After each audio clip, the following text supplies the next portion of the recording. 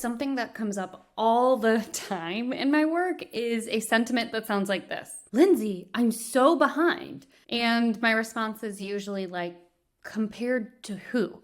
And most of the time people are saying, oh, compared to other people my age, or compared to my friend, or compared to where my parents were at my age. And this is all about comparison, and that comparison is making us feel worse about ourselves. It is not helpful at all. In this video, I'm going to talk about why we compare ourselves to others and how to stop doing it financially. Welcome. If you're new here, my name is Lindsay. I'm a certified financial therapist, licensed social worker, and I help people at the intersection of money and mental health. Today, we're going to talk about financial comparison, and I'll talk about why we do it and also give you some little ideas to help you cut it out, or at least do it a little less. It's very easy to be like, oh, just keep your eyes on your own paper, stay in your own lane, focus on your own goals. But when we are thinking about our financial goals, it's really hard to not compare ourselves to others, especially if we are a person who's trying to improve our financial wellness. We are looking to others to figure out, where should I be for my age, or where should I be based on my degree, right? We try and figure out what the different rules are, what the different guidelines are, or which goals we should be achieving. And it's just really, really hard to know. The other thing that makes it really complicated is that when we are trying to figure out what we should be doing financially, oftentimes we are comparing ourselves to other people in our world. We're comparing ourselves to our neighbors, to our friends, to our siblings. But unless they are showing us their bank, investing, credit scores, and debt statements, we really have no idea what is actually going on financially in their lives. We may see someone our age with a similar job in our neighborhood come home with a new car, and we rightfully jump to a conclusion of how they got that car, not knowing what is actually going on behind the scenes. Had they been saving up for that particular car for 3, 4, 5 years and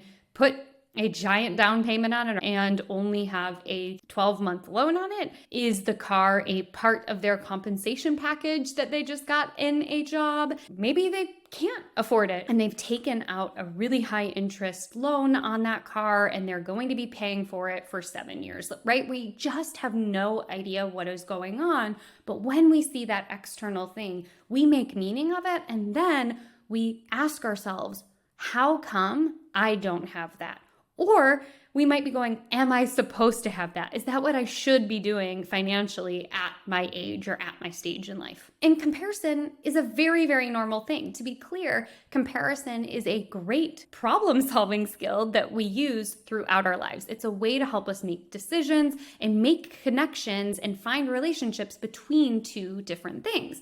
But when we get into comparing ourselves financially, it's often tied to our self-worth. Sometimes we use comparing ourselves to others as some sort of measuring stick, and when we do that, it can make us feel pretty terrible. It can make us judge ourselves, it can increase negative thoughts in our head, or it might make us just feel overall down. And the way that this looks is we start to tell ourselves that our goodness or our worthiness is associated with our financial goals. Such as, I'm only good if I have a 6-month emergency fund, or I'm only valuable if I earn more than my colleague. Because money is so easy to measure, it is very easy to confuse a measurement of a number or the size of a number with our value or our worth. And it's very easy because of the way we have been taught about math and about numbers and about money that we automatically go, oh, having $1,000 is better than having $100. So if you find yourself in that financial comparison trap, here are some tips and tricks to help you stop comparing yourself, or again, at least make it so it's not so intense. First things first, remember that you are tracking your financial progress against yourself,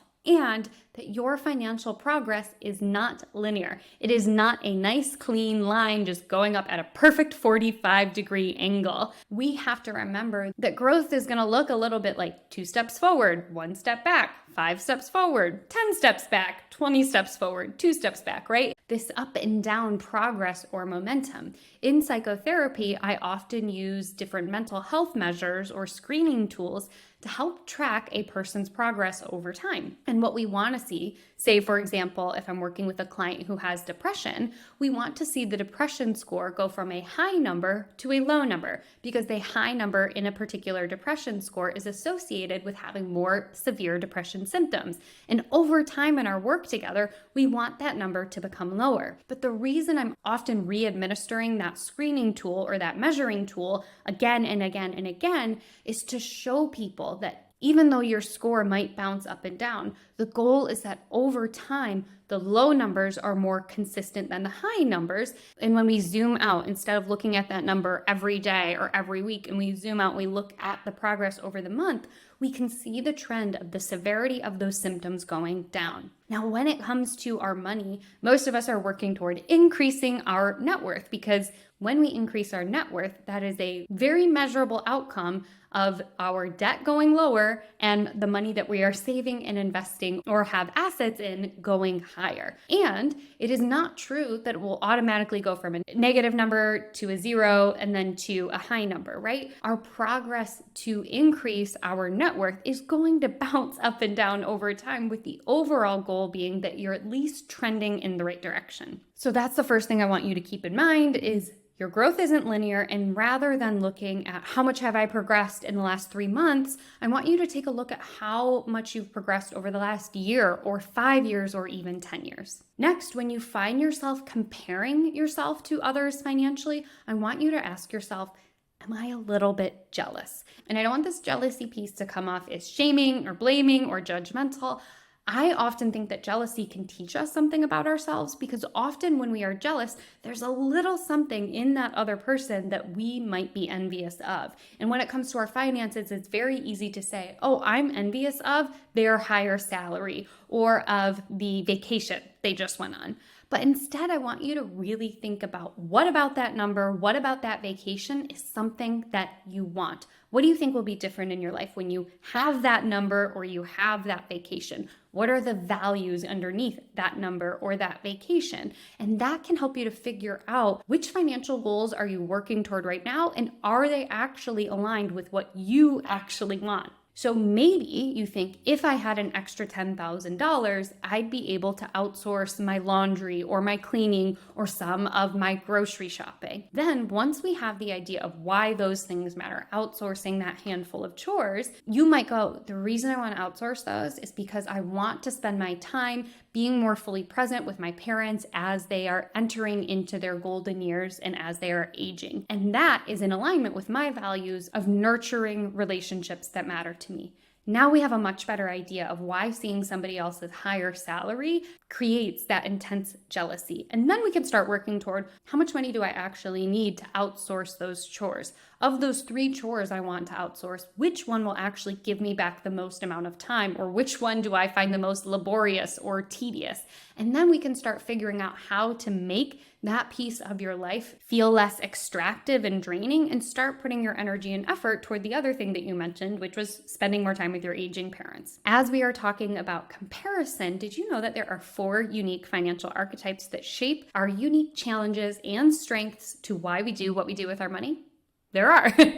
If you want to learn more about your unique financial archetype, head to my website, mindmoneybalance.com/quiz, where you can take a free quiz and get your results right away to learn a little bit more about your financial archetype. Another thing you can do if you're finding yourself in the comparison trap is to pull a paraphrase from Alcoholics Anonymous. In AA, there is a common prayer that is recited. It is not necessarily religious, so think of it more of a mantra, but it says, grant me the serenity to accept the things I cannot change, the courage to change the things I can, and the wisdom to know the difference. Again, if the word prayer doesn't resonate with you, or if you have issues with AA, all good. I want you just to think of using that as a nice reflection tool. Is the thing I'm comparing myself to something that I can actually do something about or not?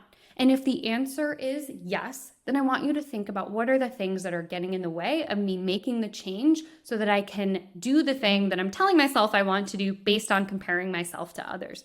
Now, on the other hand, if the thing you're comparing yourself to is out of your control or something that just won't be accessible to you, then can you practice releasing that type of comparison? And I want you to catch yourself in the act of dismissing achievements, compliments, or accolades. And I mean when somebody compliments you or when you have that moment of like patting yourself on the back and then you immediately dismiss it. You might be like, how does this have to do with comparison? And it's because so many of us, when we achieve different financial goals, we don't pause to let it sink in, to let it soak in, and to actually enjoy what we have achieved. This could be when you pay off your student loans. Maybe you share an Instagram story and you're like, oh my gosh, I paid off my student loans. And somebody says, yay.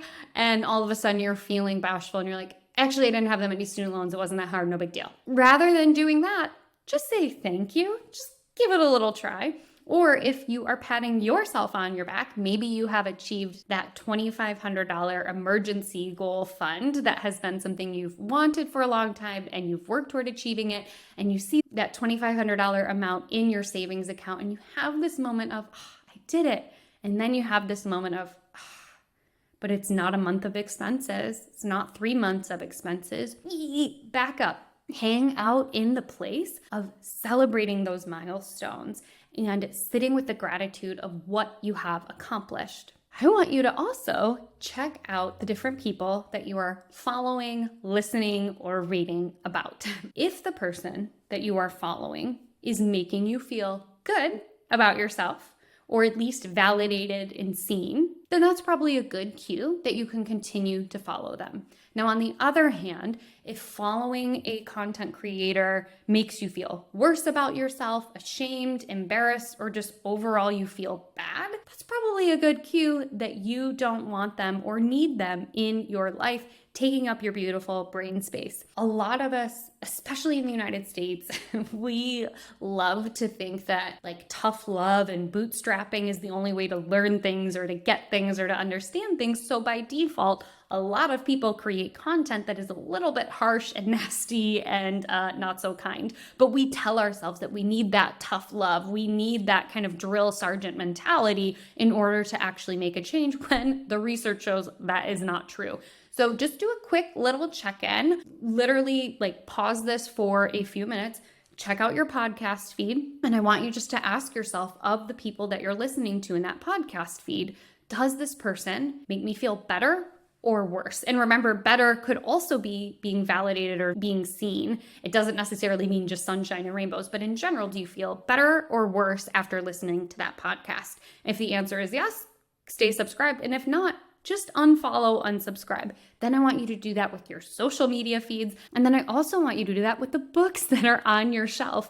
Maybe you have a book that is on your shelf that has been staring at you for literal years and you feel like you just need to read it. And then you pick it up and you read the inside book jacket or the back description and you're like, actually, this kind of makes me feel terrible. Great news. Donate it. Just get rid of it. Get it out of your house. Full permission to cleanse your timeline of those things. And again, this is not about letting yourself off the hook, but it's about taking care of yourself so you can stop that financial comparison trap. So to recap, how to stop the financial comparison trap, here are the ideas again. Remind yourself that your growth or your progress is not linear. If you are finding yourself jealous or envious of somebody, ask yourself what specifically you're envious of and how can you get the thing that you are craving more of or less of in your life. Practice that serenity prayer or serenity mantra. Catch yourself being nice. And finally, unfollow and curate your feed to be kinder to yourself. Thanks for watching. Make sure you subscribe so you don't miss the next video.